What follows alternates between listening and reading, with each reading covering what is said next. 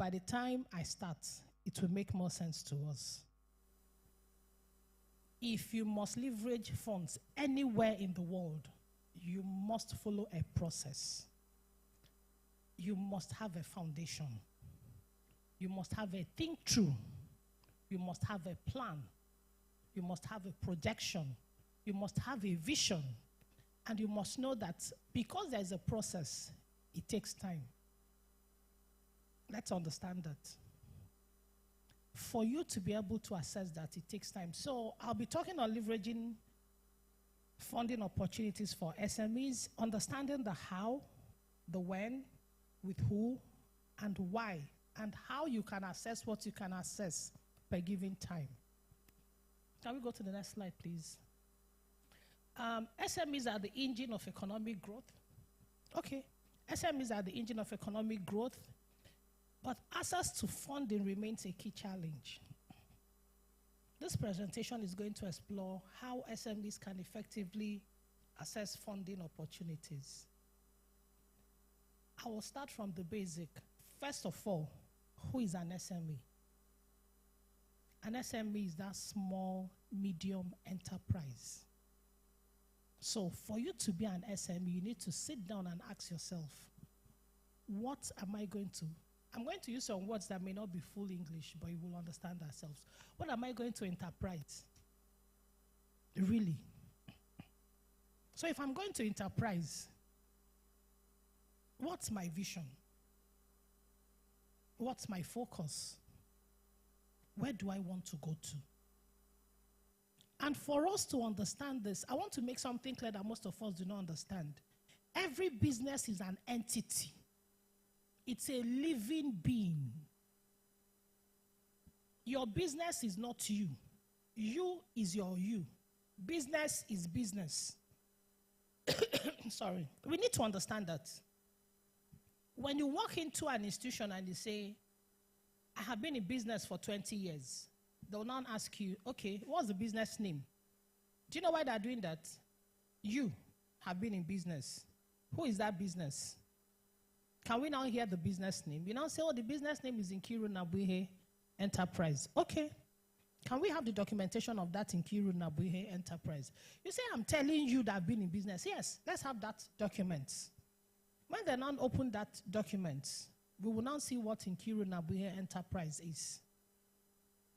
That is who has come to leverage funds. Now your goodwill will play a part. But that business must speak for itself. Next slide, please. Why must SMEs leverage funding? To expand operations, to improve market competitiveness, to enhance credibility, to ensure long-term sustainability. While this says it all, do you really need to expand operations when you want to expand it? Are you at that level where you want to expand it? First of all, one, you must be able to answer that question. And how do you answer it? That business must show the lacuna that has been created before you leverage. Please let me say something clear. Nobody will give you money to start your business. So no matter how beautiful your proposal is, financial institutions will give you money because they're people's funds. But what you can have are partners who will be interested to invest in that startup. That is why it's called a startup. It is that startup that will now create the name. So, excuse me, you now walk into a financial institution and you say, oh, I want to start a business. This is my business plan. In the next 3 years, we are going to be the biggest chin-chin sellers in Port Harcourt. Oga, that's not a history. I won't give you money on vision and passion. I will give you money on facts and figures. And that is why we tell businesses, ensure that your business has a history. You cannot be trading with your name and expect me to lend you on your business name. Or you tell me you will bring your statement of account in your name for me to lend you on a business name. They're two different entities. It doesn't work that way. Next. How can SMEs leverage funding? that was the first thing I talked about. Formalize business structures. How do we do that? Sit down, think of a name, and please, when you're going to register a business, ensure that you're writing exactly what you want to do then, not what you intend to do tomorrow. If you know you want to sell chin-chin and cake, please write it. When you get to CAC, that's what you should write. Don't tell CAC, I want to do bakery, I want to be an interior decor, I want to do construction, I want to do engineering, I want to do general merchandise. That is when they will now tell you that there are other conditions you must fulfill. And you begin to wonder. That's why we say formalize a business structure. Be definite on what you want to do from day one. Business structure is like BVN. Nkiru Elizabeth Nnabuihe is different from Nkiru E. Nnabuihe. I hope we understand that. So, if my NIN bears Nkiru E. Nnabuihe and my BVN bears Nkiru Elizabeth Nnabuihe, if you walk into a bank, there's a problem. You can't access money with it. That is, you can't do most businesses with it. They'll tell you must go and get it formally sorted out. The same way in formalizing a business structure, if you know that passion you have, please register that. And I usually advise SMEs, please don't go and register a limited liability company. You don't need it. Register an enterprise. That's where you should start. Even the government is lenient on enterprise. Remember, before this new tax review, if your business is doing 20 million, you have a tax rebate, you don't pay tax. Now it's now 15 million. So why should a startup go and be registering a limited? You don't need a limited liability. You're just starting. And then they'll tell you to go and get SCUM. And then NDLA and then ND whatever and EFCC, everybody's on your case. You don't need it. You now move it to keeping accurate records. Most people do not understand that why they can't access funds is because they don't have accurate records. I will use a businessman. I'm going to run as fast as I can. I'll use a businessman. One day I was going to work, and I just saw this man loading his truck, and I walked in there with Chivita. And I asked him, how are you, sir? He said, fine. And I was like, how much do you sell in a week? He was accurate. How much do you sell in a day? He was accurate. I said, okay. Now we have something in my bank where we could give you money without collateral, but we need to be able to have your financials. Do you have where you have your records? Do you use a particular bank? He said, yes, I uses a particular bank. He has his records, and he brought it in. And I told my team to analyze it. When they analyzed it, the first funds he got was 3 million. Because he had his records. He said, what will I do with 3 million? You can't even buy me a truck. I said, well, from your business analysis, it's 3 million. He said, I've been in this business for donkey years. I said, but it's 3 million you can access. So let's start here. Right now, the same person within a year has a security of, has a facility of 120 million. Why? I now told him, I said, now, you have now realized that even though you have records, which comes to build strong banking relationships, you now have to ensure that every fund you sell enters this your account. Now we need to build this business as an entity. The mistake most business people make is that when you start a business, you want to buy property, you go and buy it in your name from money you made from a business. No. And most business people don't pay themselves. The profit of that business is not yours. And that's where we say keeping accurate records for every business. When you start a business, our capital is 300,000. After all expenses, what we have made as income, it's 50,000. Now we are going to set out our capital fund. It's 5,000. You put it. We are going to set out depreciation funds. Remember, you bought chairs, tables, this one. They're going to go back. So it has to depreciate. 5,000 for depreciation. We are going to set out savings for the company, another 5,000. We are paying salaries. We are paying 10,000. Inside that 10,000, please, business owner, your own salary is inside. The business profit is not your money, so you must pay yourself. So you remove your own 10,000. Now we are waiting for capital investment to save 5,000. When that capital investment comes up, that's where the rich people understand business. They buy assets in the name of the company, not in their name. So that property you buy should be in the name of the company, not in your name. Because the money came from that business. So that is why we say keeping accurate records. Now, through 3 million, this man has been able to buy a property that could give him 120 million. He's one of the biggest Chivita distributors in Port Harcourt now. And he keeps expanding. Now, you know, no suitable funding sources. Next slide. Most times, business people go to the wrong place to look for funds. You're a small business owner. It's just like women. I think Access Bank and one other bank have a funding for women. If you're a woman, go there. Find out what you can do to access the funds there. If you're a small business owner, go to banks that are lending to small business owners. Find out what it is and grow gradually. Don't go and say, I need a 10 million. If I have a 10 million, I'll hire one shop in Rumola, hire the other one in Artillery, hire the other one at Tokboro, then one in Pito Dili. In 3 months, I will blow. Grow. Grow. Be systematic. That's why we talk about early growth stage, which is I think that's what I've talked about. Then we have what we call seasonal inventory cycles. There are businesses that are seasonal. For you to do a business, why they say the Igbo man understands business better? If you look in this town, there's a particular business, you will meet a particular town that are Igbos. If you go to supermarkets in Port Harcourt, they're mostly from Nanka and Aglo. 95% of them are Nanka and Aglo people. If you go to spare parts, they're mostly Newi, Nobi. And that axis, that's their business. You go to oil, you equally meet those Newi people and go around there. So for whatever business you want to do, first of all, go and learn it. Don't just look at it looks profitable and you jump into it. Go and learn it.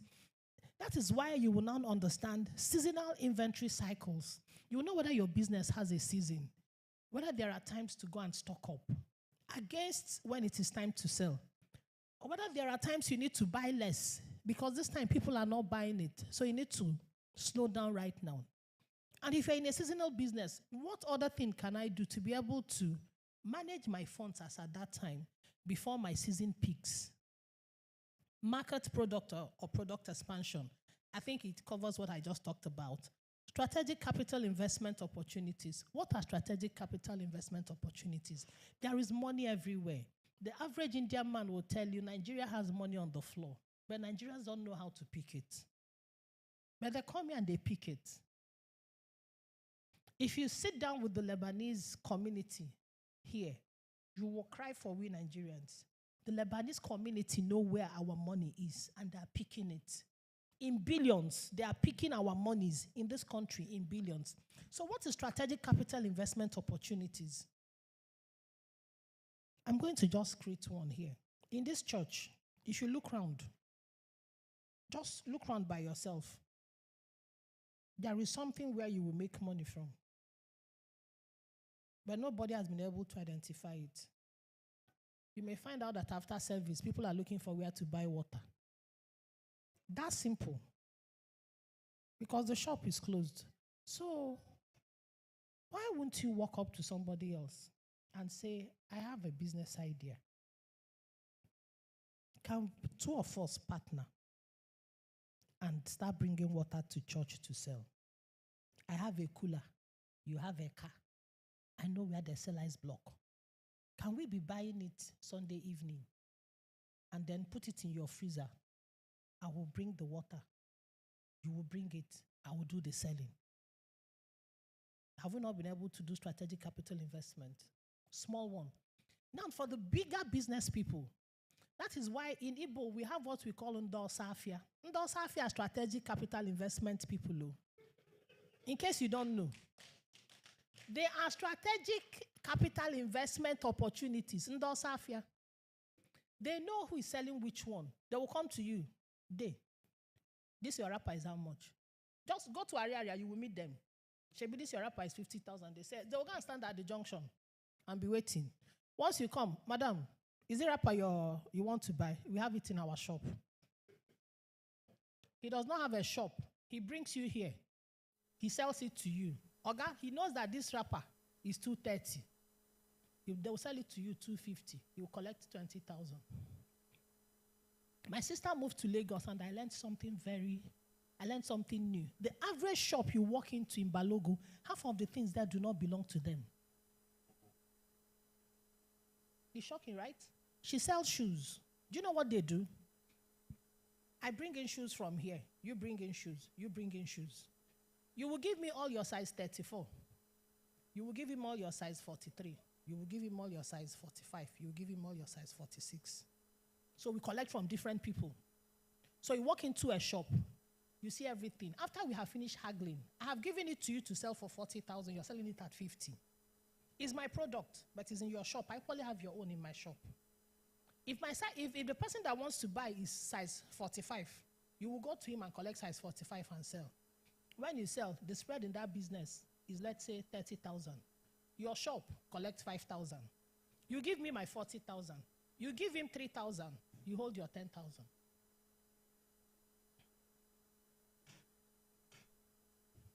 We must be able to. Those of us in Port Harcourt don't do it. We sell only our own. So go to that business you do. Find other people. Create a community. Sell for each other. Sell for each other. Somebody must walk into somebody's shop to buy. If I don't have it, you have it, we sell it. Next slide. Okay, with whom should SMEs leverage funding? Commercial and microfinance banks, government initiatives. You know, it's always funny when somebody walks in and says, I'm going to BOI. And ask you to go and do what? What do you have? I'm going to Nassau. I'm going to Nixon. What are you going to sell there? What do you have? How many of us here know that there are so many things to export in this country that we are not exporting? And do you know that if you go to the Export Bank of Nigeria, they will help you? How many of us here know that Zobo is good business to export? Zobo. It has no expiration date. Even if water touches it, it will dry. It does not have a weevil. How many of us know that? How many of us know that you can bring ginger, dry it? Sun dry it, grind it, you export it. We don't know. Now, for commercial and microfinance banks where you can access money, what do you need to access money in a commercial and a microfinance bank? I've been talking about it. What did I say? You register correctly. You have a proper accounting system. You're sure you're in that line of business. And you take per time and grow. Development finance institutions, investors, cooperatives, and fintech lenders. Now, who are investors? There are people who have money in this town, in this Nigeria. Politicians have so much money, but they don't know what to do with it. But what they need is for you to show them. For every wealthy man, he wants to see where his money is coming back from. And most times, we are only able to sell the idea. We don't sell where the money is going to come back from. So for every time you're doing a business, make sure that the first thing you're telling the person is, this is where your funds is coming back from.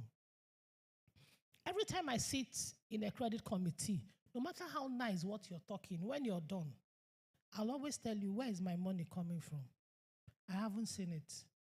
You must show me where the money is coming from. But before you go and borrow, please make sure that you're borrowing what you can pay. And be sure that whatever interest rate they've given you, you've gone to work it out and you have checked the process of paying back. And you'll be able to pay back 3 months before expiration of that facility. That is the tech in growing leveraging. So that whatever funds you access, you can pay it back. Next slide. My time is going. I'm actually summarizing this thing. Registering a business in Nigeria, I've talked about it. Enterprise, business name, sole proprietorship, partnership, easy to register. I've listed the way you can do that. Limited liability for the owner. That is where you know your business has grown big. If not, start with an enterprise. It's cheaper to register an enterprise. You're not going to look for shareholders. It only affects the kind of tax you pay. I hope we know that. Because most times they're looking for you, the limited person, to pay. So when you're going to do a leveraging in the bank and you're a limited liability company, there are certain things they expect you to have. But when you're an enterprise, it's easier for you to run. Limited access to institutional funding and professional and contractual jobs to government and multinational companies. Please, I'll say this and say this. Before you agree to go and say, I'll go and get an APG, for you to get an APG from a bank, you must show history of having done that job over time. If you don't have history of having done a job over time, please tell the people giving you that job that I cannot get an APG because I don't have history of doing this job. So I would like you to ask for something else. Most times, what do you now do? That is where partnership comes in. You walk into a microfinance bank, or you go to your bank based on your history, and you say, this is the kind of business I've been doing on a smaller level. However, they have given me this. That is where the biggest, how do I use the word? The biggest qualification for loan and leveraging comes in. Do you know what we call it? C. The biggest C. Who knows what the biggest C is in getting funds? Can we guess?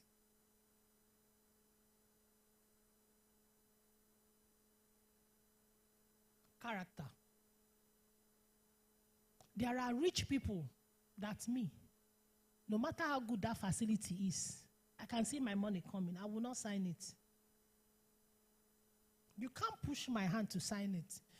In fact, I have a kindred, very wealthy man, one of the wealthiest men in this country. Very wealthy man. They brought his facility. Unluckily for him, I was chairman credit committee then. Immediately I saw his name. I told them I'm not signing. They did not know he was my relation. In fact, at my wedding, traditional wedding, it was him that gave drink to my father. No Igbo man, no. There was nothing they did not. The account officer was trying to convince me. I said, I will not sign. So they booked a meeting for us to go and see him.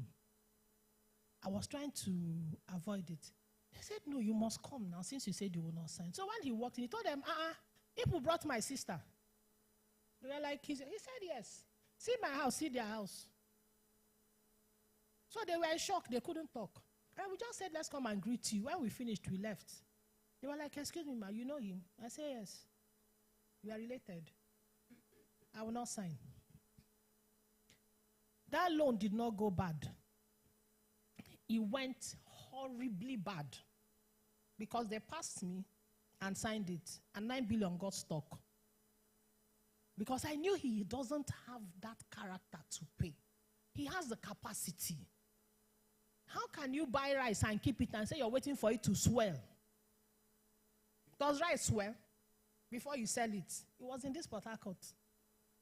By the time they were running around, when they called me, he's your brother, come and talk to him. I said, when we go to the village, I'll talk to him. You know, when I go to village, they couldn't even see him. So you see, character. For a businessman, please make sure you have character. So that when the need arises for you to leverage funds, your account officer or your bank will be able to stand for you and say, this man may not have done this job before, but he has the character and I will stand behind him. I'm going to use a name in this town that will remain in this room. If you're getting to Rumi Bekwe, there's a new filling station they call Dozman. When Dozman started business, he was afraid to borrow money. I forced him to borrow his first 10 million. In the night, he will call me, say, Madam, I never sleep this morning. I go take pay. I say, Oga, you will sell product and sell. He will say, okay. We built the one in Woji. There's none Arins. When we built that one, he said, Ngakuli Hogwa. Say, Egaku. So I go fit pay. I said he will pay. 3 months before expiration, he paid down. When we started this one in Rumi Bekwe, when I came to credit committee, I just said one thing. I said we have borrowed to this man from 10 million and we've gotten to the billions. And at every point, he pays down 3 to 4 months before time. This one we want to borrow, we don't have C of O in it. It belongs to a community. We are still going to government to register it. But he has shown character and capacity. And I will support this fast. Everyone say, yes, I know him. Let's lend him. The bank will not give you the kind of money we gave him without that property having a C of O. But he has built character and capacity. Let's move. I have 5 minutes to finish. We've talked about registering, understanding that a company is separate from the individual. But let's equally understand that in as much as the enterprise is you and you, as against the limited being a separate enterprise, please equally remember that you and you can be separated when the need arises. You are unveiled. We will remove you from it. Next. Let's run. So importance of proper CAC, I think I've talked about all this. Let's go. Aligning CAC, I think I've talked about all this. Let's go, let's move. Overview of bank loans. Please be able to know the right loan you need, whether it is a term loan, an asset finance, or a working capital. I've equally talked about external funding. What is a term loan? For example, you want to build, like I talked about Dosman. When Dosman wanted to build, I said, Oga, we will be able to pay for this facility in 3 years. But I'm going to get you what we call a moratorium for 6 months. What he means is that for 6 months, you're not going to pay anything because you're building. So you need all your funds to be able to do that. That's why you must ensure that your banker understands your business. That's why they say the 3 people you must be open to is your banker, your pastor, and your lawyer, and your doctor. Because they're the only people that if you don't tell them the truth, they'll give you the wrong diagnosis. So you must tell them the truth. So they'll be able to guide you accordingly. Some people walk into the bank and say, I want to buy this asset, give me an overdraft. No, you don't need an overdraft. You need what we call an asset finance. Maybe you need to buy ACs for your businesses. There are people I walk into their business and I said, sir, you need to have an inverter here. Let's do an asset finance for you. They say, no, I need an overdraft. I said, no, sir. You will have an overdraft. You will have an asset finance. It will be spread over 3 years, so that you will spend more on energy and be able to use the solar to run your business. It will equally save you some money. So you must be able to know the right funds you need for your business. Is it an asset finance? Is it a working capital? Do you need to open an LC for your business instead of taking a working capital? When you open an LC, you have a timeline before you begin to pay because the bank is paying with their money for that time till your product comes.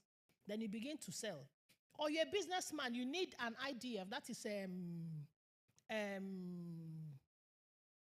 for you to do your, maybe you work with the oil companies and, they've given you a PO. There's a purchase order which is different from an IDF line, which is different from an overdraft. So what you may need may be an IDF plus an overdraft. Invoice discounting, it means that when you use that your overdraft to work for your IDF, when the invoice comes in and they have discounted it for you, and you have another job coming, you will use money from your overdraft to follow it up. So you're not stuck. But most times people go and take the loan they don't need against what they need. So you must understand what you need per given time and how much you need. And there are monies you take that you have an overdraft. You are only charged when you use it. There are people I'll tell, Oga, you've been taking the wrong loan for your business. I spoke to a businessman. I said, Oga, no, this is not what you need. This is what you need. What it means is that the bank has given you a loan. It's sitting there. You are not using it. Nobody's charging you. You may have need for it in the morning. You will use 50 million from it. Before 3 o'clock, you have paid. So the bank won't charge you. Am I making sense? You have a facility, but you only use it when you need it. It is there, nobody's charging you. And you can keep using it without being charged because you're using it correctly. So most time business people go to leverage what they don't need. Next, let's run fast. I have 2 minutes. I think I've talked about Nexim. Now, TEF, for those of us who don't understand TEF, TEF is Tony Elumelu for enterprise funding. If you have a business between 0 to 5 years, it's an enterprise.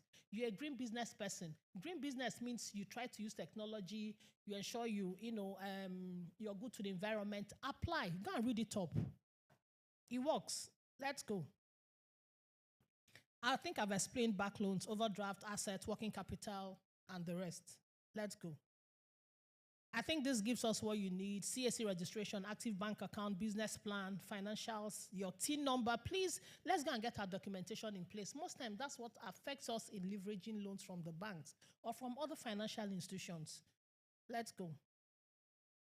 The bank loan process, let's understand it. Application letter, submit documents, appraisal. Appraisal of most loans in every bank takes minimum of 1 to 2 months because it goes through a process. And then after that appraisal, it comes back to imputation. After you've gotten approval, it still goes through a process of imputation. Now, what does it happen? I'm going to run that like in 1 minute. You have applied. You have submitted all the required documents. The bank has looked at it. They have approved. When they approve, they give you an offer letter. Most times, people don't go to read their offer letter to understand what they need to put in place. When you have signed and brought all the required documents, it goes back to legal to ensure that what you brought is in line with what the approval has been given. And then they will now go to imputation. Excuse me. It's now after imputation that you assess that funds. But most people will just say, please, I need loan. Can I get it before end of this week? It doesn't work that way. There's a process. You must go through that process. And that is where your history and your bank history and your capacity and your capital and the rest come into play. Next. Okay, these are sample application letter format: business name and address, the subject line, the loan type, loan purpose, amount, repayment, collateral info, signature and date. Collateral info, that is why I say, please make sure that the property you're buying is in your business name, not in your name. Even that your house you want to buy it in your business name because it's from that business you got it first. Put your assets in the business name before you begin to buy for yourself, please. Let's go. Common pitfalls in loan application. I think I've talked about it. No credit history, tax non-compliance, use of personal accounts for business, inconsistent CAC information, vague business plan. You want to do everything. You want to be an importer, exporter, contractor, businessman, supermarket. Let's go. Improving approval chances. I think I've talked about all this. Keep steady inflows, maintain current accounts, build bank relationships, prepare document requests, register as LLC. Let's go. Funding sources matrix. So we can understand if you're going to borrow from each, this is what you should be asking for. Let's go. Final thoughts. Please formalize your structure, keep proper records, understand loan processes, match loans to business needs, use funds to grow, not to survive. Thank you.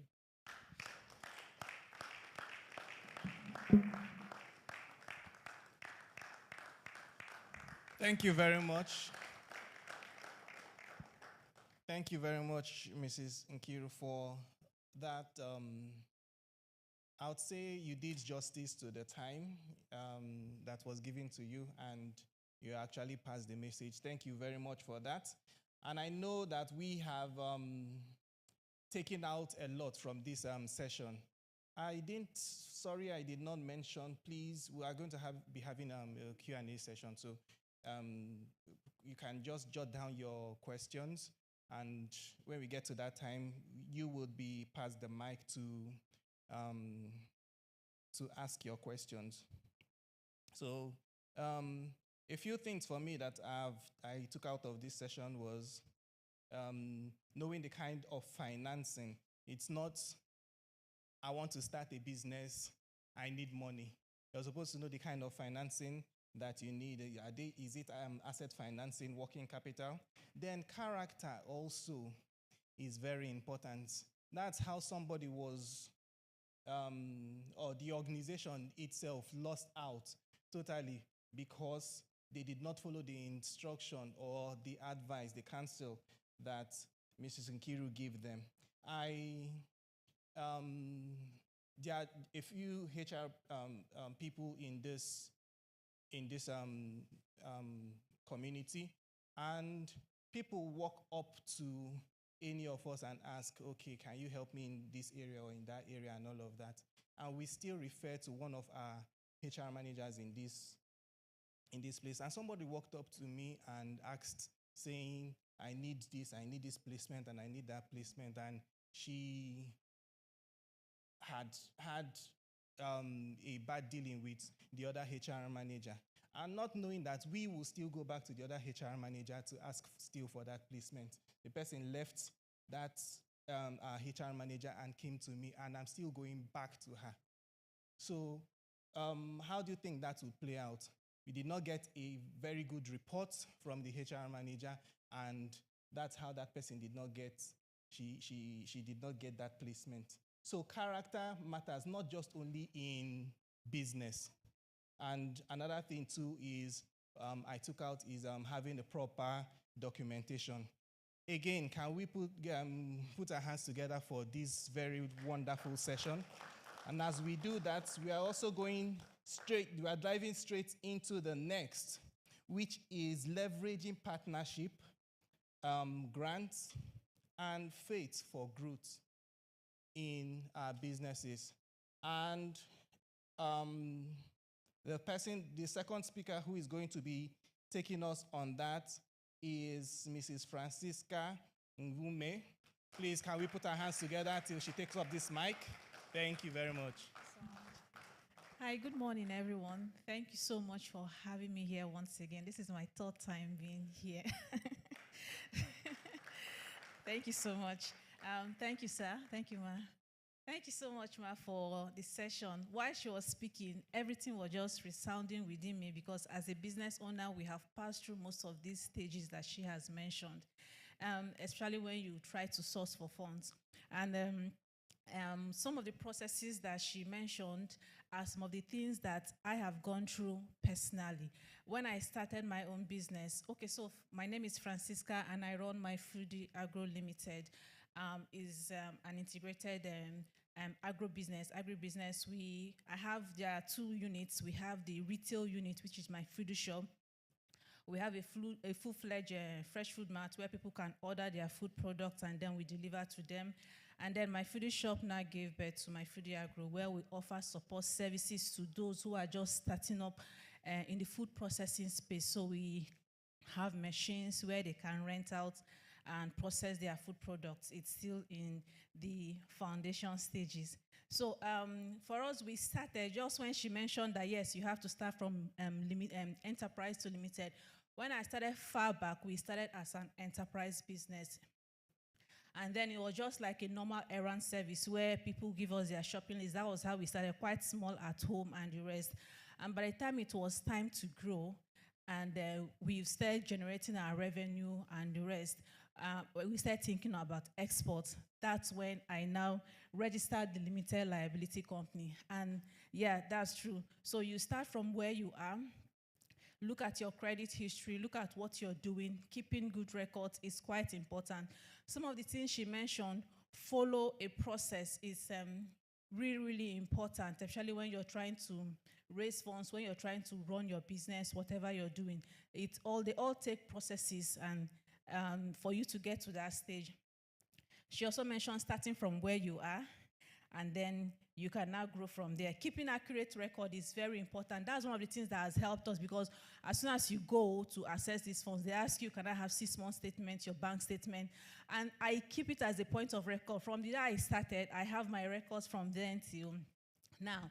Even when the business failed, I still kept all of those records, because those things help you to go back, because I scribble a lot. And I think a few days ago, I saw some things I wrote, and I was like, oh, wow, we have actually grown. So keeping record, both financial, both planning records, actually help. I've written business plans several times and improved upon them. So it's actually important for us as business owners that are growing. And then one of the things I gained from her lecture is keeping money for depreciation. We account for it in the accounting books, when the auditors deduct all of those things, but we don't actually save for it. And I realize that it's quite important. So it's something we have to now start looking forward to. Have savings as a business, and then also saving for depreciation, because the truth is that these machines that we use every day, their lifespan reduces as you use them. So at some point in time, you need to replace them. and then to buy asset in the company name. Thank you so much, ma'am. It's really great. Okay, so I was asked to speak on leveraging partnership, grants, and faith for growth. So for me, by God's grace, I've been able to access 3 grant opportunities and then other business programs. Thank you. So 3 grant opportunities. I've accessed the TEF, Tony Elumelu Foundation grant. I've accessed the Women Entrepreneurship for Africa program, and then there are 3 of them, Keeping the Food Market Working by the Bill Gates Foundation. Now, all of these processes didn't just start like that for us. One of the things that helped me when I started my business, because I started from the house, from my home, with just my mobile phone and the rest. It was just an idea that just came to me. And then the truth is that the first funds I got was when the business was quite young. Yes, it helped us in the research and everything, but if you don't have the requisite training, the capacity to handle that, that funds will just fly away. So training is very, very, very much important as you grow as a business owner. Now, for me, after that first experience, what I did was I started looking out for trainings, because what has helped me so far as a business owner. Sorry, I didn't come with a slide this time around. I'm better talking because I like to share from my experience as a business owner and some of the things that has helped me grow. Trainings. Attending trainings has been one of the foundation things that's helped me, and I can't even count the number of trainings I've attended that has really helped me. In 2018, as far back as 2017 to 2018, that's when I started running different kinds of businesses. Even my food shop, even when we crashed, the business failed, I think like twice, but we still got back to where we are today. One of the trainings I attended was Road to Growth. I did Road to Growth. I've done AWE, African Women Entrepreneurship Program. I've done AWEC. And there's so many of them I've done. Now, what these programs do for us is that they prepare you, they train you, they help you to be a better person. Now, in leveraging partnership, I know funding is one of the most important things like most business owners are looking for. We need money to expand, we need money to grow. And sometimes I hear people like they feel like they are stuck because they don't have access to this funding. They feel that they cannot grow, they cannot do anything. And I try to tell them that there are other opportunities, there are ways that you can partner with people to actually grow. When I started, we were quite small. I didn't have all of the resources I needed. What I did was to reach out to colleagues, friends who were in the same sector. And then I have some of them, like she deals in Iru, honey beans, Ijebu, and the rest. And I do some other products. What I do to her, I tell her, please, tell me your prices. What are they? And you discount you will offer to me when I bring customers. So when customers reach out to me, I'll be like, do you have Ijebu Gari? I'll be like, yes, we have. I quickly call her, and she tells me, and then I add my margin, and I tell the customer, and I sell. That way, we have, and then she also does the same thing. Because I see people, they tell me, I don't have this, so I'm just waiting till when I'm able to get this to start. I'm like, no, you can do it. Even now that we are established, I have all young people who have come to me, and I say, that I want to start, I don't know where to start from. I tell them we offer drop shipping. You don't need to have this inventory. You don't need to have this stock. Even keeping stock is quite expensive. Keeping stock, especially when you're not selling them out.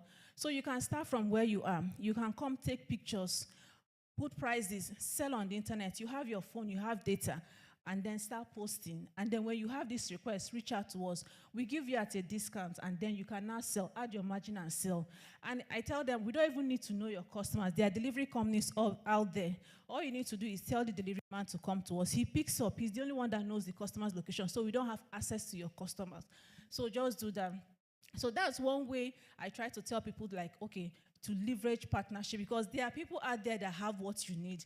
Even as a business, as we are right now, we haven't even gotten to where we are. And some of the things that have been helping us is the partnership, the collaborations we form with other business owners. I have friends, like, we don't process our own meat, because sometimes if you go to the slaughter, the way they process is not hygienic. And there's this standard we maintain. So I have a friend who has mastered the art.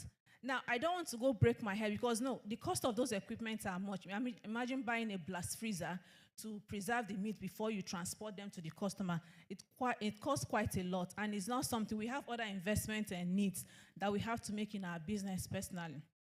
So what I did was to reach out to her and say, see, I want to start selling protein, but I don't want to go into that process of trying to set up a facility, because to run a standard butchery, you need to have the stainless steel. Like if you want to run it as a good business, a standard business, you need to have the standard equipment that are required. And I know it's going to cost money, but can we go into a partnership? You give me at a discount, I purchase in bulk, and she was happy with that. And then it was an agreement between two of us. And one thing I tell people about trying to go into partnership is that some people, when they come, they just want to take from you. They say, I'm a small business, help me. Most times I tell people, try to make it, they call it symbiotic relationship. I benefit from you, you benefit from me. Not every time trying to ask, take. And that's why I see some people, when you ask them for time, they don't have that time because they feel you're coming to drain the little time I have on my own, like to take care of myself, to run my businesses. So if you're going to form partnership with somebody, let it be that the person is going to benefit something in return from you, from that listen. Let it not be always parasitic. What will you give me? What will I gain from you? Well, you see that sometimes the person will now start trying to avoid it because there's no benefit from that relationship. So in building relationship with yourself, with other business owners, try to see, okay, what can I give in return? How can I offer something else in order to make this relationship work? So that's how we're able to leverage that. Now, there are other people that also have products that I also sell for them, we display for them. Like I said, it's not everything we want to do. That's one thing that has helped us grow over the years. I don't try to dabble into everything, like, okay, because what I see some people doing when they are starting up is, okay, I want to start food business. Today, they are the ones going to the market, they buy the spice, they process, they package. They also go buy the maize, process the corn, everything they are doing it. I realize that it stretches them. One, it stretches your resources, your time, and everything you have to do. What I look out for is, how can I do this easier, in a faster way that will help me scale, than always going to the market. One of the programs that helped me, because I said I've attended lots of programs then, was there's this program I attended. It was actually a paid program, but luckily for us, it was sponsored by by the UK government to Nigeria. It was a Future Females Business School. It was a 3-month program. That program helped me to change my orientation. I think they still do it, but now I don't think it's being sponsored again. Now, it helped me change my orientation because those kind of programs, they force you to think. And so they made us realize that the way you're running your business now, is this how you want to keep running it in the next 5 years, 10 years? So I had to sit down then. Then my business was quite young.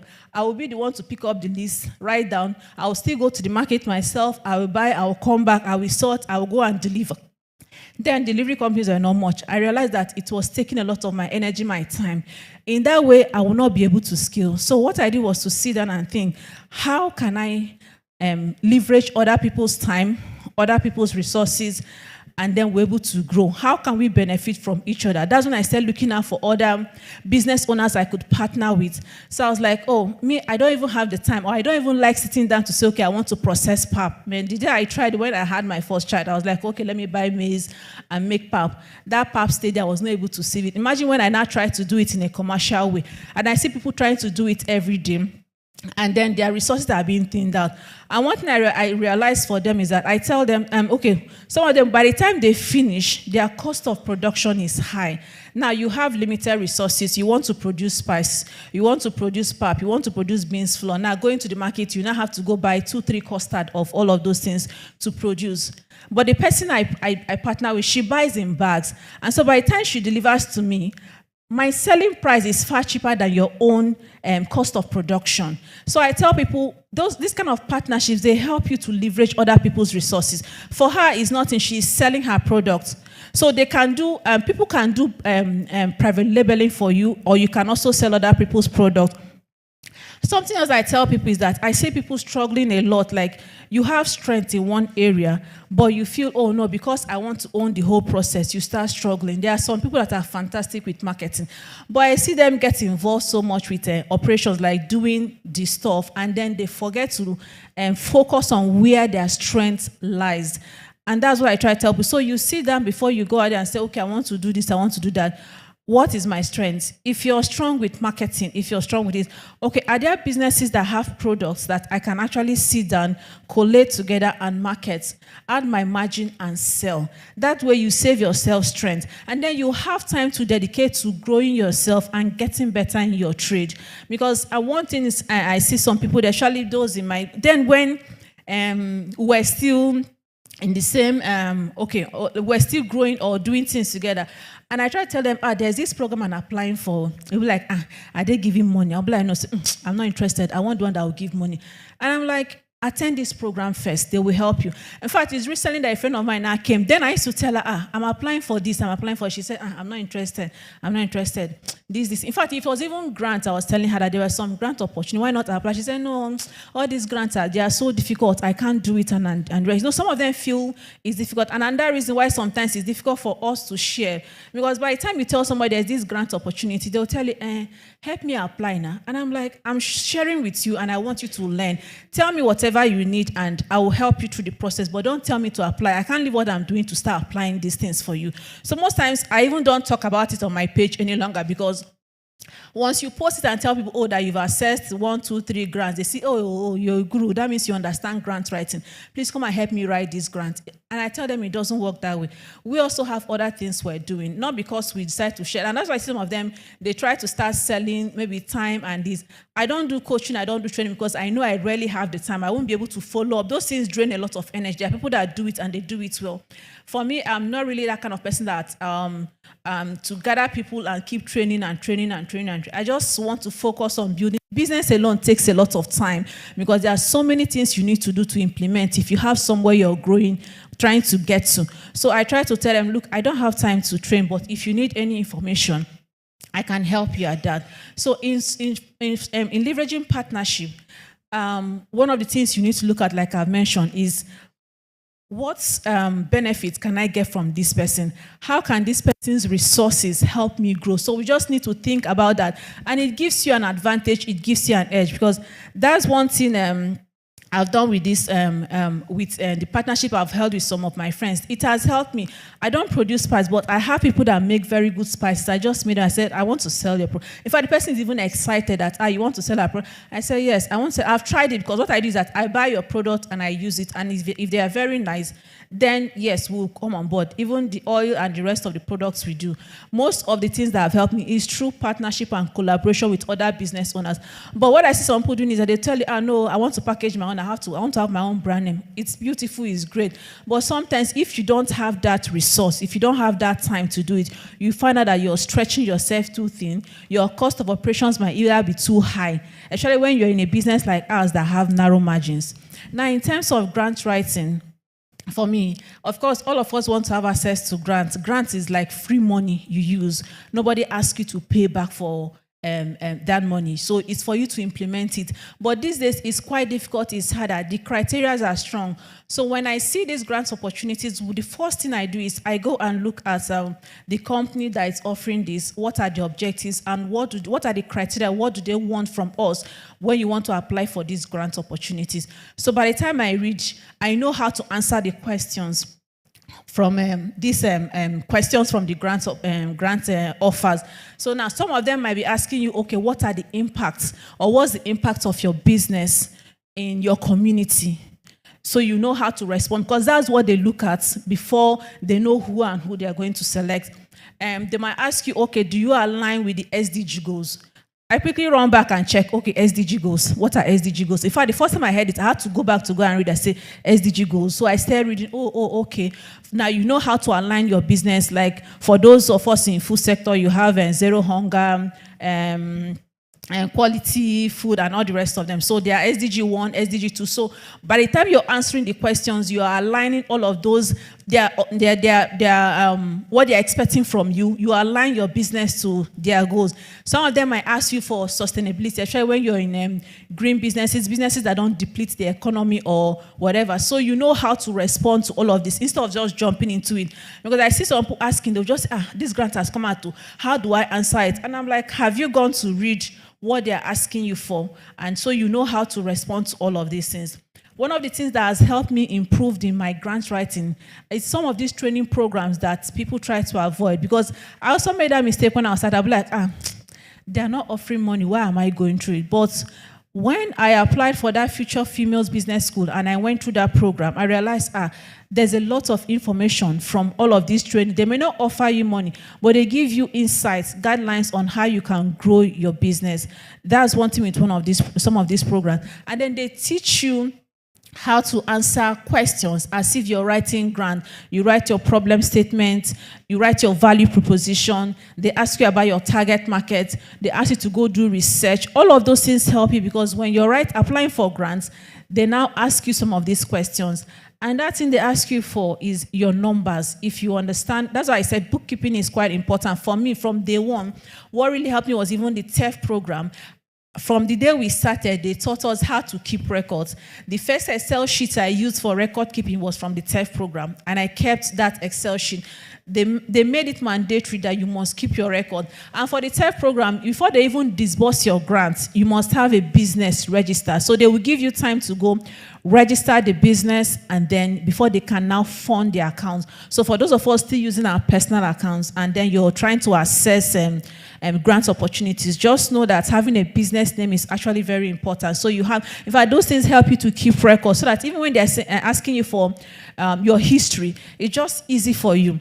Right now, even in my shop, when I buy things, I tell them to record it, and I pay from my personal account to the business account. It's accountability for me. So even when I take my staff, they say, Ma, how much you're owing us? I said yes, and then I will pay for it because it tells me, so I know, this business is separate from me, and I'm teaching my staff also to know that yes, I'm the owner of this business, but I'm trying to separate myself from the business operations. Is a separate entity on its own. So in writing your grant, that's one of the criteria, the things you have to look out for. Now, how do I find out about this grant? There are organizations that support small businesses out there. You follow them online, they share some of this information because what I try to do for myself is that I research a lot. So I try to go online to check for organizations that support SMEs, that share information. The organizations like SME Clinic, MSME Clinic, they are there on Instagram. There's, I think I wrote it somewhere. I don't know where I wrote it. I scribbled it somewhere in another book. There's, I'm trying to remember the name. There's MSME, I think it's Connect. And then I follow Impact Her. In fact, I signed up automatically on Impact Her. For every training they have, they send us emails that this training is about to start, so if you can join. So some of them, if I can't attend, like if it's digital or something that has to do with content, I just shift it to the customer service rep and I tell her, attend this program, it's going to help you grow, it's going to help you develop. That's one thing I do with my people. And then I'm trying to remember some of these programs, but if you go online, they help. One thing I've noticed in some of these programs I've attended, I meet almost the same set of business owners in some of these programs. So it's as if other people are, I don't know if they are afraid to apply or what. So I've met the same people when I applied for AWE. I still met them at AWEC. So it's as if we're all like fighting to grow, to seek this opportunity, and the other people that are just so relaxed. And I'm like, why are we meeting the same set of people? There are so many other business owners there. Recently, a friend of mine came and said, now I'm serious. I want to learn about grants. And I'm just smiling. It was somebody I told previously, like, you need to start putting attention, creating attention, even your business, your record. How are you keeping record? There's a day she came and told me that she borrowed money. Because normally when you tell me, I also borrow money, but before I borrow, the first thing I ask is, what's the interest rate? And she said, they told me 5%. I said, is it per annum or per month? She said, I don't know, they just told me 5%. I said, no, find out if it's, and then by the time you find out, it's per month. And I'm like, your business, how can you do 60% per annum in this food business? Our margins are narrow already. Even taking from commercial banks is like stretching ourselves, because sometimes I think they do between 28, I don't know if it has changed, 28 to 33% now. And then you want to now go and borrow from a microfinance bank. In fact, she borrows from the loan apps because it's so fast. Theirs is when you put and then the money drops and you're happy that you've collected. Say, hey, I'm just paying 20,000. I said, have you calculated that 20,000 till the duration? Are you making enough? She said, no, she doesn't calculate all of those things. She doesn't want it to bother her. But now, one thing I realize is it drags you more and more into debt, because as the loan is increasing, she's unable to meet up. She borrows from another place, she pays this, and this is going in. And I'm looking at her like, no. So it's now she's now coming that, oh, I now need grant. I think grant is what will help me. And I'm like, you're desperate for it, and it's not going to work that way.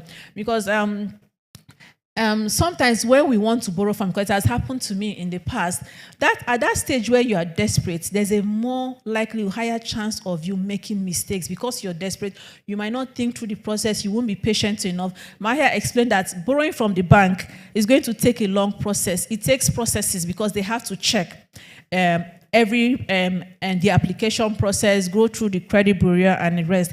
I'm going to share something. I don't think I've shared it before.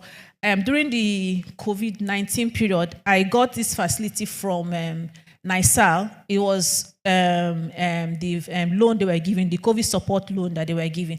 Now we used it, but then too bad for us. The business hit rock bottom. We failed. The business crashed. My business crashed, and then I was unable to pay back that loan. And then it persisted. But I knew deep down, because once I borrow, I have to pay back. By the time we got back in 2020, because I had to pause for a while, and I went back to work because there was no other way for me. I was like, I can't keep doing this. The business is not working. We're struggling to meet up with expenses and the rest. And then my husband also now, when the COVID thing happened, his job now stopped temporarily. They also stopped him. So things were really tight. So I was like, no, to save us, let me see if I can get back to the to start working. And I went back and started working. And then gradually I was able to now start paying back the loan. As I was getting my salary, I was paying back, because that's what you have to do in keeping your integrity. Now, but what now happened to me is that loan turned bad. By the time we paid it off, my name had been recorded in the credit. I don't know where they put name for those that have defaulted. But I paid off, but it was not cleared. So by the time I went to access another facility, I was now told, you're owing somewhere. I said, no, I've paid off everything. They said, no, but your name is still showing. Now, it's taking a longer process for my name to be wiped off from that record, because they said, you have to wait a bit, we're having technical issues and the rest. And that's one of the disadvantages, especially when you try to borrow money and you don't pay back. And once your name is there on the system, it puts a taint. For me, I was not really happy, but it's something that I couldn't, it was just beyond me, because everything we got is either survival or we go hungry. So I had to spread the resources. Okay, we put a bit here, we put here to survive. Luckily, my husband was now called back to work after some years. And then things now stabilizing a bit. And then the business was not able to grow and breed on its own and start growing. Now, why I'm sharing this is for those of us, if we enjoy borrowing, is to understand that in borrowing, you have to be careful so it doesn't have implication on the 5 C's. Like she mentioned, there are 5 C's when you're trying to borrow, your character, I think capacity, and the rest of them when you're trying to borrow. So you have to take note of that as an entrepreneur. And for me, if you intend to grow, especially for us women, it's as if we're afraid. I like to take chances. I like to take risks. When I was still an enterprise, I was already envisioning how I want my business to grow. From when we were home, we tried to go out, failed, I crashed back, came back, and then I tried again. When I wanted to move out to even the small room space, there's this fear, like, can you do it? Because I know that's one thing I see some of us struggle with. If I get additional staff, while you're overwhelmed and there's pressure on you, and you say, if I get additional staff, how will I pay this person? But you cannot do any other thing. Okay, customers will call you and you're unable to answer them. In fact, there's one we called one that she was like, that she's trying to sleep or her baby is doing something like that. And it was a business line. I don't fault her, but if it's something you intend to grow for a while, why not look for somebody to assist you, even if it's part-time? Because that's what I said. For me, I was afraid at first, but I was like, no, there was a time I was so overwhelmed that I couldn't even respond to call. I was missing chats. Some others will come in, either I'm on the way going to do school runs to come back, or I'm just tired or I'm ill and I cannot do it. And by the time you see that you hire somebody, like when I was at home still running some of them, I was like, but if I hire her and we don't have what to do, what will happen? But that's where you have to now take a step of faith. Like as a Christian, sometimes you have to believe. I prayed about it. I said, God, I want this to grow, and I need this help, this hand to help me in this area. So before I hire, I also write down like, okay, what this person is going to assist me do, so it can free up time for me to be able to do other things. And now this is what I now did. And by the time I hired this hand, I realized that I had even freer time to do other things. Our operations now improved. Even the way we attended to customers now improved. Then recently, when I was also struggling with social media and the rest, and I was like, can I do it? Can I do it? In 1 month, some of the things I have struggled to do for the past 8 months, putting up our website and the rest of them, getting that extra hand, we're able to do it in 1 month. And I've struggled with this thing for the past 8-9 months. And I realized that even our sales, our records now improve. The response, the way we attend to customers now improve. Sometimes it takes that leap of faith for you to do all of those things. And when we were in the one-room shop, I realized that it was time for growth. I also went back. My rent there had not expired, but I just went back. I said, Father, I know it's time to move. Just help me. Even from the searching phase, when I was searching from the shop, I wrote down the criteria, what I wanted in a shop I don't know if I've shared it here before, and the rest. And I got exactly what I wanted. Now we're realizing that that space is almost like in the next year, it may not be enough for us. We might need to expand our capacity. And that's one thing it has done for me, thinking. Like, I like to push myself, like, okay, I am here. Where next do I want to be? And I look at other organizations that are far ahead of me. I go to supermarkets because I run a retail store separately. So I go to supermarket and I say, okay, how do they run this operation? The owner is not here, but things are moving. So I'm looking at, okay, this person is handling, this person is doing this. How do I learn this? This is structure, this is process. I go back, I look for books, I look for trainings on structure, how to put things together. And I try to learn all of those things, and then I start implementing them. It may not be perfect at first, because we've had issues where, okay, this thing didn't work. Okay, how do we correct it? That's what I do with them. Okay, we failed at this. So how do we make it better next time? Nobody started from opened up and became perfect. They all started from somewhere, and gradually they now started growing. Now for us, we're an enterprise, and then at the time I started looking at, okay, in future I want to start exporting. What do? I went to NEPC and I met them. I looked at it. They said, no, you must be a limited liability. I said, okay, gradually we will get there. I started putting things in place, putting my records in place and the rest. So by the time we now moved to limited liability, and I said, okay, we are there. And then when we now set up the facility for the dehydration process to support other entrepreneurs, because I noticed, that's one thing I noticed, people were struggling a lot. I was like, okay, we can support in this area, but it's also a business opportunity for us. And then I'm looking at, okay, there are other products we can launch in the market if we were to export. And then I've already gone to NAFDA to say, okay, if I need to set up a processing facility, what do I need to do? And they've given me criteria. I don't have the money yet, I don't have the facility, but I'm already preparing my mind that this is what I want to do. So I just write it and I keep it. One day I'm going to find the space and I'll say, yes, this is it. I've seen it, I've read, and this is what NAFDAC has told me. And I try to prepare myself for it. And that's the mindset I want other people to have.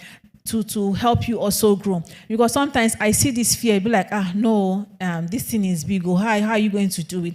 But as Christians, I believe that we can achieve anything we want to achieve, just believing, by trusting and having faith. And then we should have this hunger in us, hunger for growth and not to give up. I failed like twice in the retail business, even in other business, but you still get up from where you are. When I started back, I didn't even have the funds. I was like, okay, I will just start. It's okay to pause if you still need to go back and work and get. I did the same thing, and I still came back, and then I continued. The thing is that, yes, there are some people you started with, they are far ahead, but it's not a competition. That's what I look at. Where am I making progress personally? Last year I was at this level, but this year I'm here, so that means I'm growing. So what can I do to get to the next stage of growth? So instead of feeling pity for yourself, say, this business is not working, this is not doing, look at those that have gone ahead of you and say, okay, what can I learn from this person? What can I apply? And that's what I do for myself. Like, okay, I want to grow from this stage to this stage. What do I do?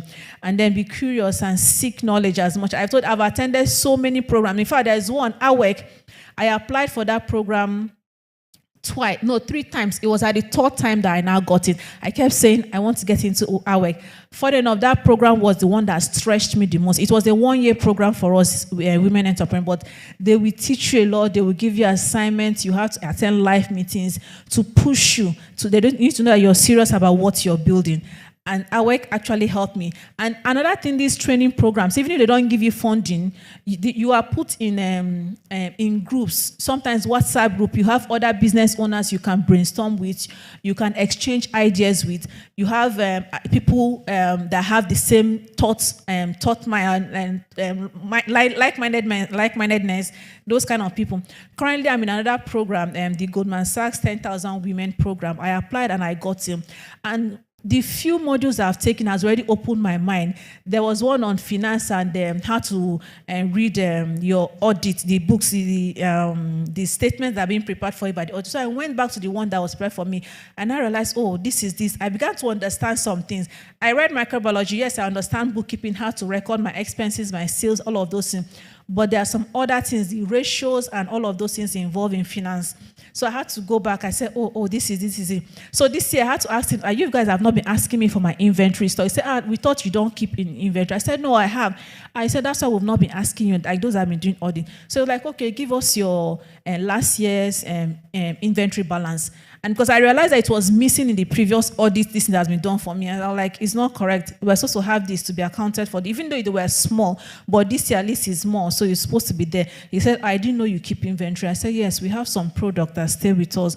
And that's one of the benefits of some of these programs. They may be free, they may not offer you grants, financing, but they open the doors and they teach you. And some of them are in these networks. They now share opportunities to you, either by yourself or by other entrepreneurs. They will share. And then for BOI, before you go, like BOI is when you're now ready. What they do is that they sponsor equipment purchase, but it's not just an easy process, because I see some people be like, BOI does not give. They actually do, but the process, you have to be ready for the process, and then you have to keep your documentations. It's not like the online apps where you just apply and they dash you money. No, you have to prove that you're actually serious and you know what you're doing before they can give you the funds. There are other bank training programs that are coming up now that are free. Access Bank, I've seen Stanbic IBTC, I've seen a lot of them. Some of those programs are for if you're just starting up or you're still trying to grow. They help you. The accelerator programs, the incubator programs, they share opportunities there. You start from there and they're going to really help you. I have attended so many of them that these days I'll be like, give yourself space a bit so that you can implement some other things. But they actually help you. There's something you always gain from it. And then please don't try to isolate yourself as a person. As a business owner, you need a community of other business owners like you so you can brainstorm. Because sometimes the journey can get lonely, it can get stressful, you can get discouraged. It's when you talk with other people, you realize that they're also going through the same challenges as you. Seek collaborations and partnership with people with the same value system as you, and then so people can discuss.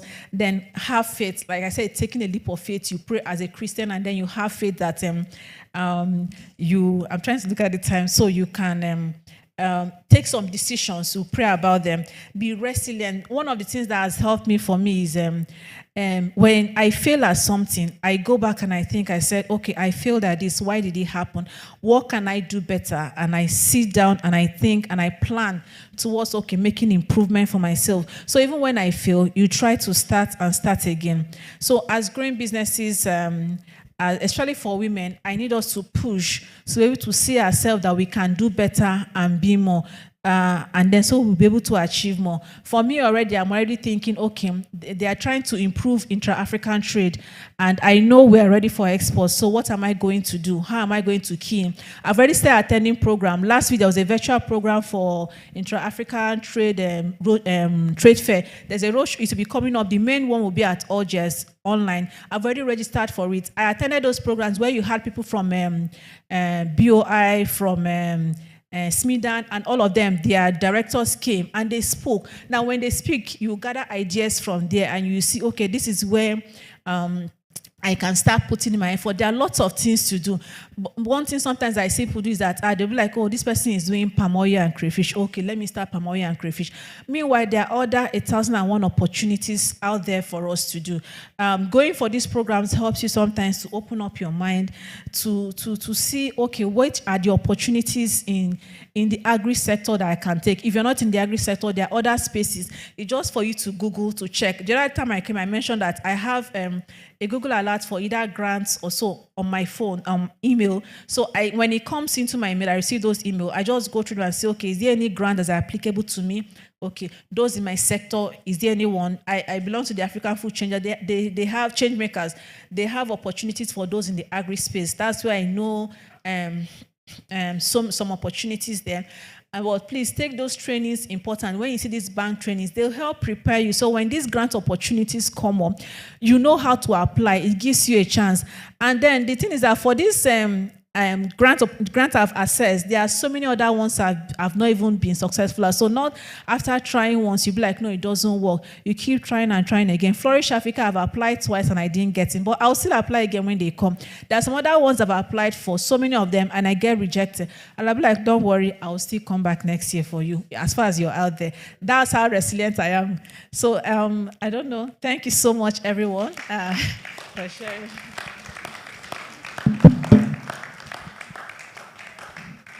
Thank you very much, Mrs. Francisca. I think we should put our hands together again for her. So we are going to have a Q&A session. If we can have the chairs out here for our speakers to sit down here while we take our questions. I'm sure we have a few questions. We also have questions online. We need microphones here and here so we can quickly. Okay. While we set up, after the Q&A session, we'll give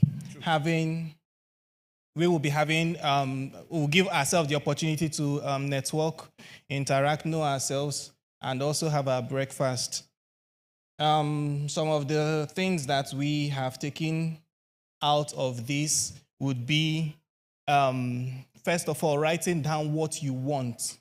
That's the first place where you start from, writing down what you want, and then learning about those things that you have written down, and then implementing them. Some of us will use our minds as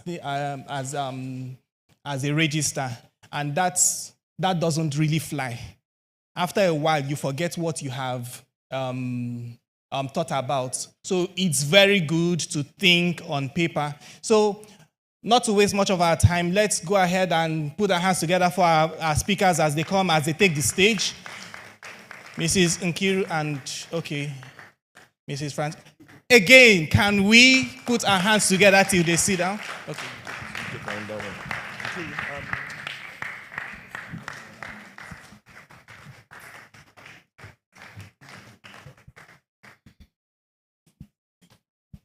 All right, thank you. So before we start taking our questions, here we can just indicate like we do during lead. We can just indicate by raising our hands. We'll also take the question online, but before we do that, we would like to have PK. Okay, he's not on seat now. Okay, when he comes back. So if you have any questions, just indicate by raising your hand and the mic will be passed to you. Okay, PK is here now. Okay, PK, do you have any thoughts? Okay. Yeah, good morning. First and foremost is to thank our guest speakers, Auntie Nkiru. Thank you. Sister Francisca, thank you so very much. I think it's been, for me, a lot of aha moments, to be honest, especially from your session. I just hope that for all of us it's been the same thing. And if you ask me, the life of this session is in this window. But also manage your expectations, because you're not going to get consulting from this moment, right? So it has to be like touch and go, that kind of a thing. Don't expect. If you want consulting, you can go see them in their offices and get consulting. Maybe I'd like to start with a question, and it'll be for Nkiru. And I'll be honest with you, like you talked about the Lebanese folks and the Indian folks. I may be wrong, and please correct me if I am. I generally believe that they have access to funds that we may not have access to. I don't know that their funds come from their home country. I don't know that. But I also believe, and again I may be wrong, it's not impossible that their books are clearer and sharper than our books. But I cannot believe that when they walk into the institutions, they tend to get more attention. Right? The third one for me will be, well, that's one. The second one will be, I don't see how a business can survive on a loan at 27% interest. On a loan. I don't see how it will work. So maybe you help my understanding in that space. Because I can have a fledgling business. I want 1 million naira, and I'm made to pay 270,000 naira on that loan maybe in a year. What am I going to do to grow that kind of fund to pay back that interest on the loan? And again, I may be wrong, so please, I'd like some education. Thank you. First of all, sir, the Lebanese community take money from here to Lebanon. They don't bring in. They do business here and move their funds to their country. Question. The funds come from here. Now, while I say what they do that we don't do is that we do winner take all. I will use the high-tech project, this highway that they're building right now, this coastal road that they're building right now. The main company building it is high-tech. But the chain process is a chain of Lebanese people. I bank high-tech and I bank a number of them. Now, what do? High-tech has the business. They have subletted different portions of it to different parts of their people. Now, the Lebanese people in this country, all they do, they will tell you that 4th generation, 5th generation, all they do is equipment leasing. So when there's a job, all they lease are equipment. There are the ones, all they do is they have queries. They supply you the chippings. That's their own business. They are the ones that give you the civil engineering support. So when they get a business, they have the different components who do different things. So I'll give you a typical example of what they did. The federal government is paying them, right? Even though it's a connect. What they will now do is that they will come to the bank and say, we are going to get to this milestone. We want to give a bank guarantee based on the expected payment to this person who is going to give us equipment. So you can now lend them money based on this guarantee we have given them from the bank. So customer A brings that bank guarantee. I'm telling you how their process is running now. For this job they have, remember they have equipment and they need to buy more equipment depending on as it is. Now this one gives the next one a guarantee on the one you have given him. You've given him, let's say, an 8 billion. He now gives A and 2, one guarantee of 2 billion, one guarantee of 3 billion. He still has his own running. What is he giving them? You are going to give me chippings. You have the other equipment I need to be able to break down what I need to do. And guess what? They will do that job. They will get it done. They will pursue their payment and they will pay. And the other thing they equally do that what people do not do, they will, when their payment is not coming, they'll come in and discuss.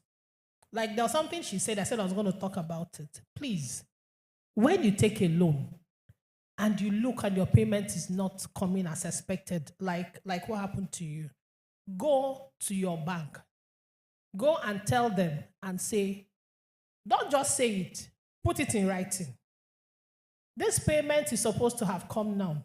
However, I have this. Now, what happened to so many businesses during that COVID period.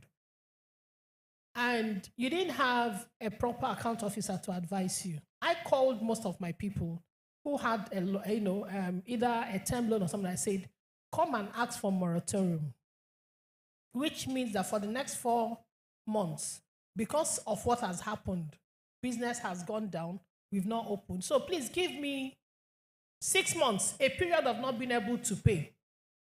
Let's breathe so that we can wake up and start again. So if I look at your business, I know that I'm going to give you 4 months. I'll tell you to ask for 9 months. So if we don't get 6 months or 5 months, but you must be working within that period so that there were some people we did almost 1 year, like schools. Schools closed. So I called the people who were my customers that we gave loan that pay from school fees. School have closed. School is not up, even though you're doing online. You're not still taking what you're taking. So please, can we move, knowing that payments is seasonal, can we move it for another 6 months because school is not open, it's online. So most times when you have a loan, be able to go back to your bank, talk, ask for a moratorium, ask for an extension, ask for a period for them to even freeze your interest so that your interest doesn't drop. Because there are some, they will give you a moratorium, but your interest keeps dropping. But if you ask for that moratorium plus stoppage of interest, so that period, you have a breather to be able to get there. That's one. The second question, sir. Okay. That is not even 27. It's not between 35 and 40.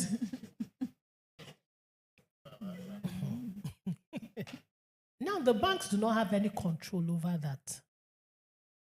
It's the CBN that decides what the lending rate should be per given time. And why they're doing it is most times they feel there's so much money in the economy, so they want to mop it up. The funny thing is that the money that is in the economy, that is outside, is political money, not business money. So most times, the businessman suffers. However, most times the businessmen borrow what they don't need. They borrow because they think this is what they need to be able to run this ship.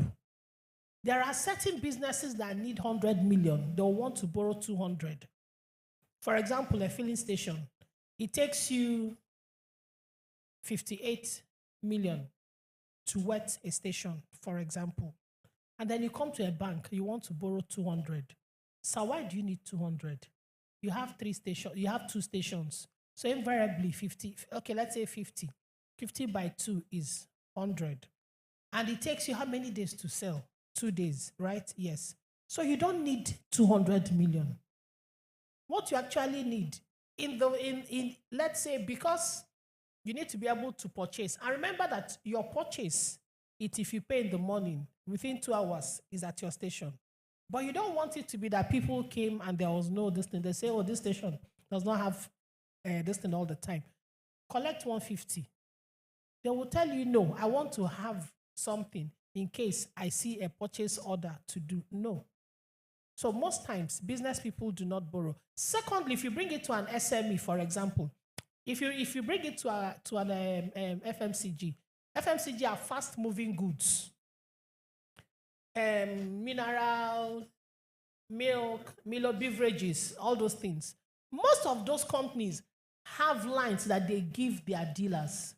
Use those lines because they pay you percentage at the end of the month. The margin is thin. You don't need to go to the bank to borrow for that business. Grow from that margin. That's why I say character comes in. So you must show that you will pay as at when due so that you can get your margin. Thank you.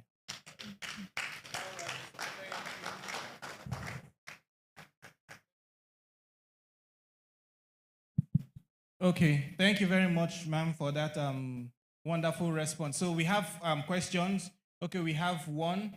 Let's pass the mic to Elder Odongo. Then, okay, the person beside him. Where's the mic? Do we have the mic?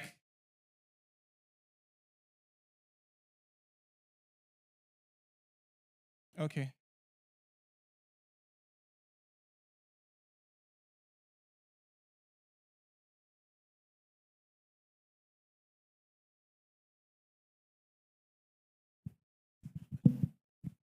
Good morning, House, once more. Good Okay, morning. I don't know whether mine is a question or a comment. Okay. Yeah, because listening to Auntie Nkiru, I have learned quite a lot. Yeah, because a typical Nigerian, when you get to bank, you are going to apply for loan.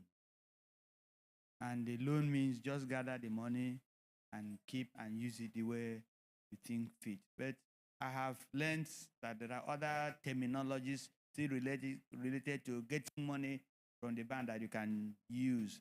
But I think part of that problem is I don't know whether the knowledge or education of some of the first contact persons you meet in the bank, maybe your account officer. Because you walk to the account officer, I want loan. It's okay, it gives you loan application form.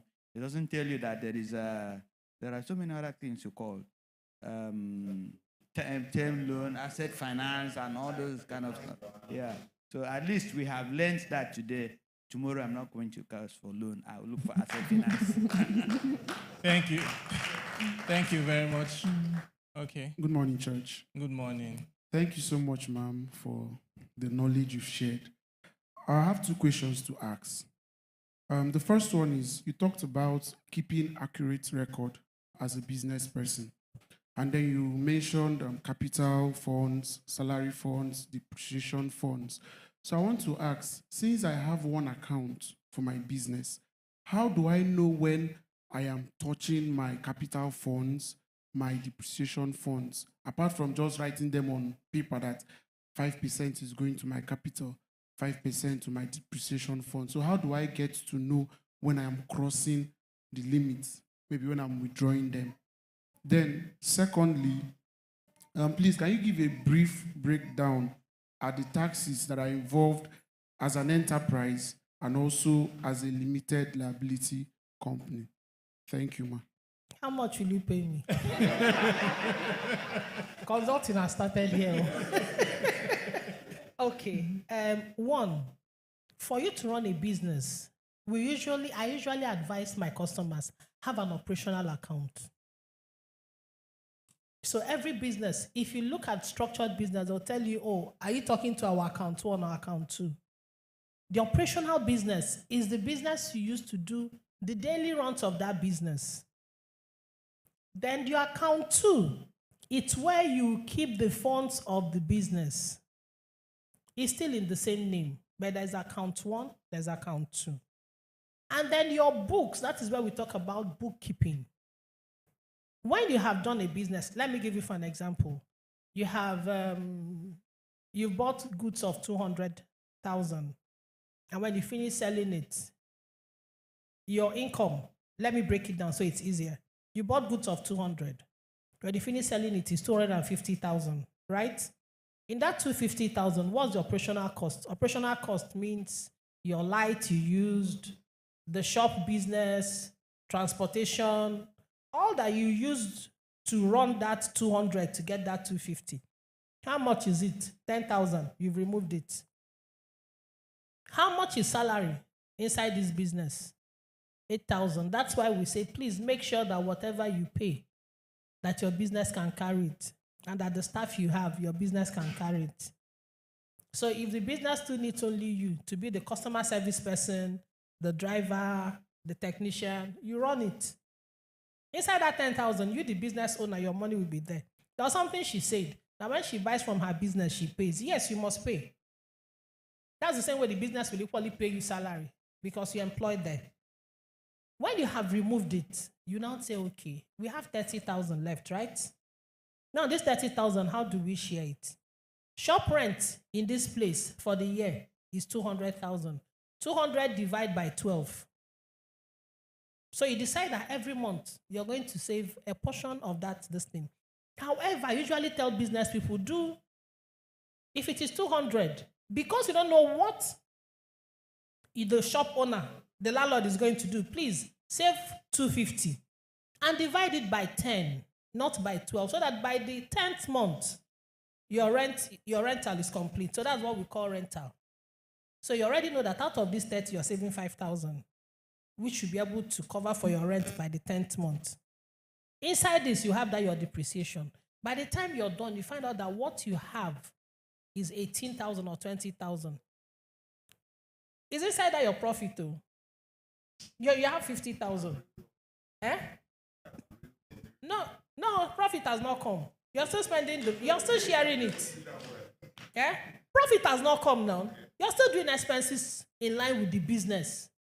You have not brought out 18,000. What is not remaining is 12.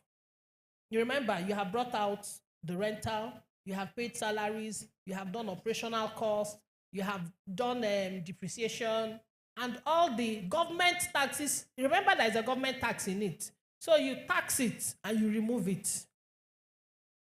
When you have now finished, you now have 8,000. This business has decided that we are going to save 3,000, which means you are saving, and you must put it in percentage. Are we saving 10% or 3% or 5% of our income? Remember, your income is now 8,000. And remember, you're paying your tithe from that your money. Yes, from your income. You're not paying from the 50,000. It's the income of that business you're paying from. Because most times you see people that you're spending what is not your income. It's after your expenses you now get to your income. So from that your remaining 12,000, you pay your tithe. You do the business savings. Then you now say that this is what we have. This is our capital. Remember, you have your working capital that you must ensure it does not depreciate. So your savings is different from your working capital. Then you now save for that, outside the savings for the business, for growth. Then your working capital.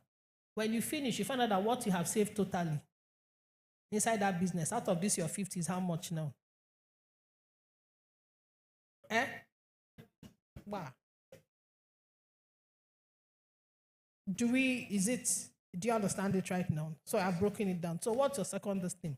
For an enterprise, okay, for taxes. For an enterprise, Nigeria now says that if you're doing 50 million and below annually, you're not paying tax.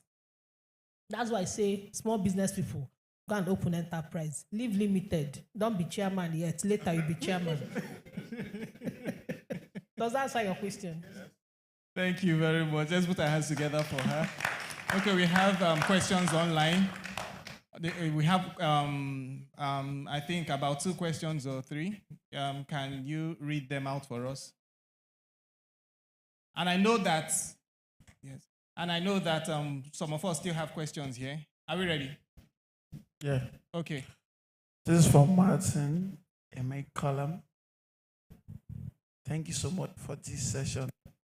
My question is this: when starting a business, how do you determine the most suitable type of financing, whether to go for a loan, seek investors, or bootstrap? And what key factors should influence that decision? Secondly, what are the most critical things an entrepreneur should evaluate before deciding if a loan is the right type of financing for their business, especially when other options like grants or equity financing are on the table? Okay, Mrs. Nkira. Is financing. When she finishes, I'll speak. Okay. Okay, I should start. Okay.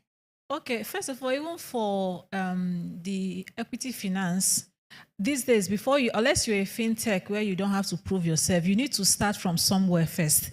Show proof of concept. They will say they want to see the minimum viable product, like show that people are actually interested in what you're doing. Let's see the market for that product. So if you don't bootstrap to start, so I advise you bootstrap first. Try to get people to be interested in the product, even if they haven't paid you, but let's see the interest. That's what some of the investors will tell you. Where are the customers? So you can't just start as an idea and just meet somebody and say, okay, come and invest in my business. It's quite difficult these days, unless you have a track record. Probably you have built something in the past, and so your track record can now speak for you. Then in terms of taking loan, if you're starting up, we don't advise to take loan, because it's going to, from where will you now pay back the money? Because probably the business hasn't even started generating profit yet to pay back. You have to know how much, like we know, like I know my gross, and I calculate my gross against the interest rate. If my gross or my profit cannot cover that interest on the loan, then there's no point for me, because it's going to be a negative balance for me. So you have to actually know your books. Check if the profit you're going to make is going to cover that interest. Grant is best for starting up because you're not paying back, but it's not easy. You can't just sit down and say, okay, I'll wait till I access a grant before I start. And that's where the issue of partnership, who has already started, is there something I can do with this person temporarily to prove that I can actually deliver on this? So bootstrapping is the best, like I said, but if you still need funds like to start, then try to partner with other people. I don't know if there's any other question that I'm missing out, but loan is not advisable. So even if you take commercial and microfinance banks, especially microfinance banks, is not something that's advisable for a business that is just starting up. In fact, even when you go to BOI, said they won't even talk to you. Show us what you have done. They will ask you for a statement of account. So you still need to go back and start first and prove that you have already done something for them, because banks will not just give you money. In fact, it's even tough going to the banks now to ask for money. They ask for so many things these days.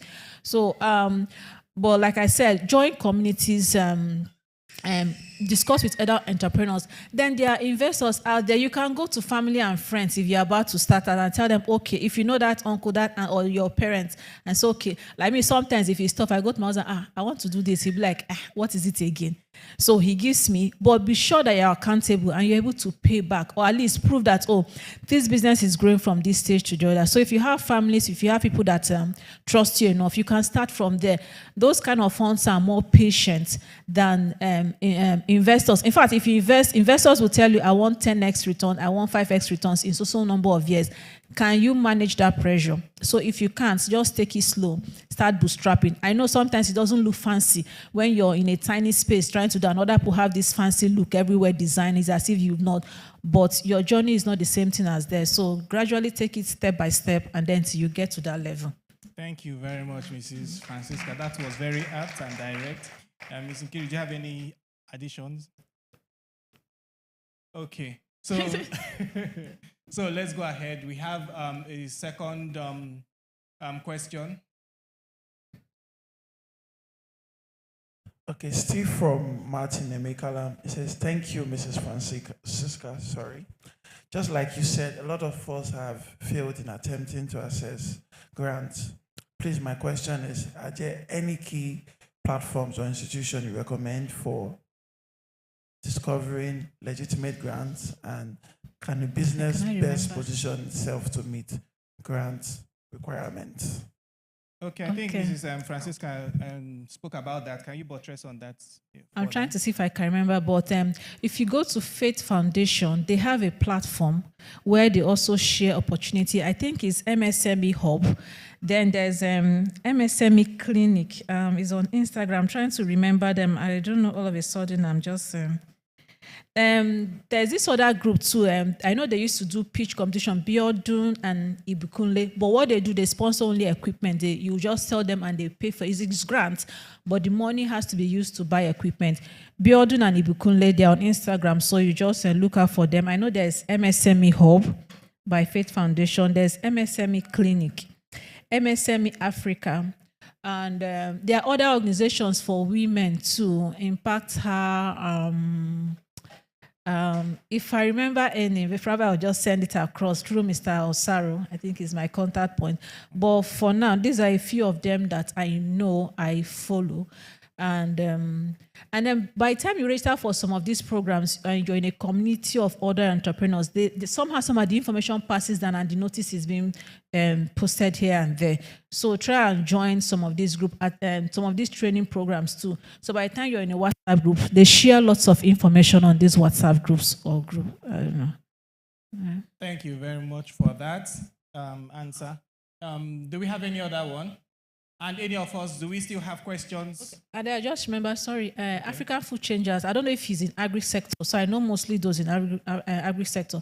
African Food Change Makers, AFC. So you have to join the organization. They share lots of opportunities there for those in the agri-sector. So, yeah. Okay, thank you, ma'am.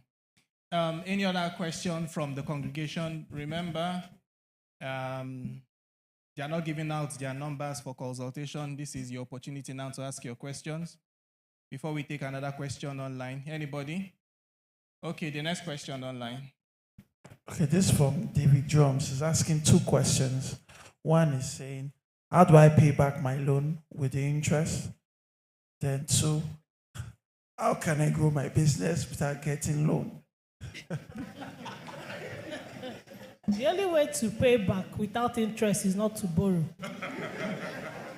Please don't borrow, because once you borrow, you must pay. And that's why I say before you borrow, ensure that you need it. And I'd like to say here that when you borrow, there is a brewery now where they will put your name. And there is another law that they're putting in place where if you borrow from Bank A, and then you go to Bank B and open an account, even a corporate account, somebody puts you there. So that's why we are saying be careful the people you put in your company. They will unveil that company and come and collect their money from that company. The bank will come. They don't need notification to you. That's what CBN is putting in place now. They'll just unveil that other company where you're a director and take their money. And they will now blacklist your name. And then please, if you're owing a bank and for whatever reason there's a default, when you pay, kindly write the bank and tell them, please, kindly confirm that my name has not been posted on the brewery as owing. So when you write, they will respond to you. It will go through the process. Now remember, it is CBN that controls that hub. So they will need to send it to CBN to confirm if your name is there already. They will process. Then the bank will now write them to get your name off that list. If not, if you leave it and you know the funny thing, it may be, I've seen where somebody was owing 2 naira. I am not joking, 2 naira. 2 naira. It took almost 1 month to get his name out of that brew because it's CBN. They'll take their time and not do their search before they get you out. And he had an urgent business to do, but that 2 naira held him. Okay, Ma, what if someone defaults in their payment, but they are still going to pay? Does that... Once you finish paying, you write. Okay, I'm saying if I default in my payment, does my interest still grow? The interest I'm supposed to... That's when it will start singing now. Now, let me explain what happens most time. When the bank has given you a loan, that's what we call default rate. If they gave you that loan at, let's say, 30%, and then you don't pay as at when due, once that day passes, it will enter default. So it will move from 30 to 40 or 45. You see the increase. But if you go and you meet the bank before then, because maybe the funds you're expecting hasn't come in, and you say, please, can I have an extension? The funds I'm expecting hasn't come in. They will give you an extension, but they'll tell you, please make sure that you meet within this extension period. So it means that your loan will keep running at the right rate it was given to you, instead of as a default rate. All right, thank you. Let me share my experience. So with the NISA own, the interest rate was 9% per annum, quite low. But because of the default, it has grown. In fact, when I wrote them to remove my name, they asked me to pay extra money. I paid. At the time, they said it's not enough. Pay us more. Of course, I need my name to be removed from there, and you pay. So just try not to get your name on that list. And it took, like I said, it has taken them over a month to remove my name from that list. So it takes a while for your name to be removed, even when you have paid off. So try not to default. All right. Thank you very much. We have a question. Praise the Lord.